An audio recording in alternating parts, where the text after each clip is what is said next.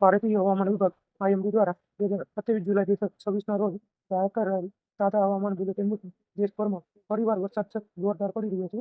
ઉત્તર પશ્ચિમ બંગાળની ખાડી અને ઉત્તર ઓડિશા કિનારા નજીક સર્જાયેલું ડીપ ડિપ્રેશન વધુ મજબૂત બન્યું છે અને તે ઉત્તર પશ્ચિમ દિશામાં આગળ વધી રહ્યું છે. આ સિસ્ટમની અસર આગામી 5 થી 7 દિવસ સુધી દેશના અનેક રાજ્યોમાં જોવા મળશે, જેના કારણે ભારેથી અતિભારે વરસાદ અને ગાજવીજ વીજળીના પડવાની શક્યતા પણ બને છે. તેજ પવનની સંભાવના પણ વ્યક્ત કરવામાં આવી છે. છેલ્લા 24 કલાક દરમિયાન મધ્ય મહારાષ્ટ્રમાં 21 સેન્ટીમીટરથી વધુ વરસાદ પડ્યો છે. ઓડિશામાં 12 થી 20 સેન્ટીમીટર સુધી વરસાદ પડ્યો છે. આ ઉપરાંત હિમાચલ પ્રદેશ, પૂર્વ રાજસ્થાન, છત્તીસગઢ, ગુજરાત, કોકણ, ગોવા તેમજ ઉપ હિમાલયથી પશ્ચિમ બંગાળ અને સિક્કિમમાં પણ ભારે વરસાદ નોંધાયો છે. આ તમામ પરિસ્થિતિ દર્શાવે છે કે ચોમાસું હવે સમગ્ર દેશમાં જોરદાર વરસાદ પડી રહ્યો છે. ઉત્તર ભારત માટે આઈએમડીએ ખાસ એલર્ટ જાહેર કર્યું છે. હિમાચલ પ્રદેશ, ઉત્તરાખંડ, જમ્મુ કાશ્મીર, લદ્દાખ અને આસપાસના પર્વતીય વિસ્તારોમાં 27 જુલાઈથી 2 ઓગસ્ટ સુધી ભારેથી અતિભારે વરસાદ થવાની સંભાવના વ્યક્ત કરવામાં આવે છે. ભારે વરસાદને કારણે ભૂસ્ખલન, રસ્તા બંધ થવા અને નદીઓમાં જળસ્તર વધવાની શક્યતા છે. હરિયાણા, પંજાબ, ચંદીગઢ અને દિલ્હીમાં 28 થી 31 જુલાઈ દરમિયાન ભારે વરસાદ પડી શકે છે. પશ્ચિમ અને પૂર્વ ઉત્તર ભારતમાં પણ આગામી દિવસોમાં સારો વરસાદ રહેવાની શક્યતા વ્યક્ત કરવામાં આવી છે. રાજસ્થાનના પૂર્વ અને પશ્ચિમ બંને ભાગોમાં વરસાદની પ્રવૃત્તિમાં વધારો થવાની શક્યતા છે. મધ્ય ભારત માટે પણ હવામાન વિભાગે ભારે વરસાદની આગાહી કરી છે. પશ્ચિમ અને પૂર્વ મધ્યપ્રદેશમાં પણ 27 જુલાઈથી 2 ઓગસ્ટ દરમિયાન અનેક વિસ્તારોમાં ભારે વરસાદ પડી શકે છે.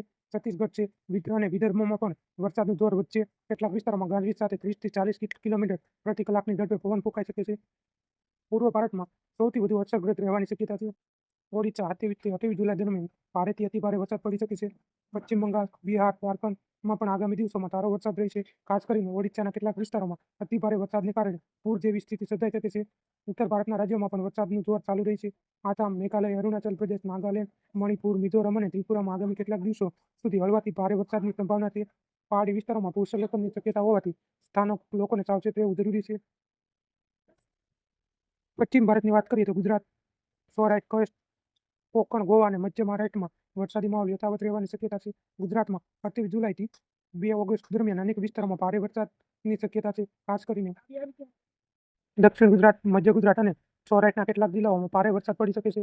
નીચાણવાળા વિસ્તારોમાં પાણી ભરાવા અને સ્થાનિક નદીઓમાં જળસ્તર વધવાની શક્યતા છે. દક્ષિણ ભારતમાં કેરળ, કર્ણાટક, તેલંગાણા, આંધ્રપ્રદેશ, તમિલનાડુમાં પણ આગામી દિવસોમાં વરસાદ ચાલુ જ રહેશે. કર્ણાટકના તટીય વિસ્તારોમાં ભારે વરસાદ થવાની સંભાવના છે, જ્યારે તેલંગાણામાં વ્યાપક વરસાદ પડી શકે છે. આઈએમડીએ ગાજવીજ અને વીજળી અંગે પણ ચેતવણી આપી છે. અનેક રાજ્યોમાં 30 થી 50 કિલોમીટર પ્રતિ કલાકની ઝડપે પવન ફૂંકાઈ શકે છે. બંગાળની ખાડીમાં પવનની ઝડપ 60 થી 70 કિલોમીટર પ્રતિ કલાક સુધી પહોંચી શકે છે. તેથી માછીમારોને ઉત્તર પશ્ચિમ બંગાળની ખાડી, ઓડિશા, પશ્ચિમ બંગાળ અને ઉત્તર આંધ્રપ્રદેશના દરિયાકાંઠે 29 જુલાઈ સુધી દરિયો ન ખેડવાની સલાહ આપવામાં આવી છે. ખેડૂતો માટે આ વરસાદ ઘણો લાભદાયી થઈ શકે છે, પરંતુ જ્યાં અતિભારે વરસાદ થશે ત્યાં પૂર જેવી સ્થિતિ સર્જાઈ શકે છે. પાકને નુકસાન થઈ શકે છે. ખેડૂતો માટે પાણીનો યોગ્ય નિકાલ અને યોગ્ય સ્થળે રહેવાની સલાહ આપવામાં આવે છે.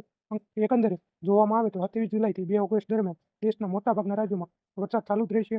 પૂર્વ ભારત, મધ્ય ભારત, ઉત્તર ભારત અને પશ્ચિમ ભારતના અનેક વિસ્તારોમાં ભારે વરસાદની સંભાવના છે. ગુજરાતમાં પણ આગામી દિવસોમાં વરસાદનું જોર વધવાની શક્યતા છે. તેથી તમામ નાગરિકોએ સ્થાનિક હવામાન વિભાગની સૂચનાનું પાલન કરવું છે. જરૂરી વિના મુસાફરી ટાળવી, ભારે વરસાદ દરમિયાન સાવચેતી રાખવી. આ વરસાદ ખેતી માટે લાભદાયી સાબિત થશે, પરંતુ ભારે વરસાદના કારણે સર્જાતી પરિસ્થિતિ સામે સતર્ક રહેવું એ પણ એટલું જ જરૂરી છે.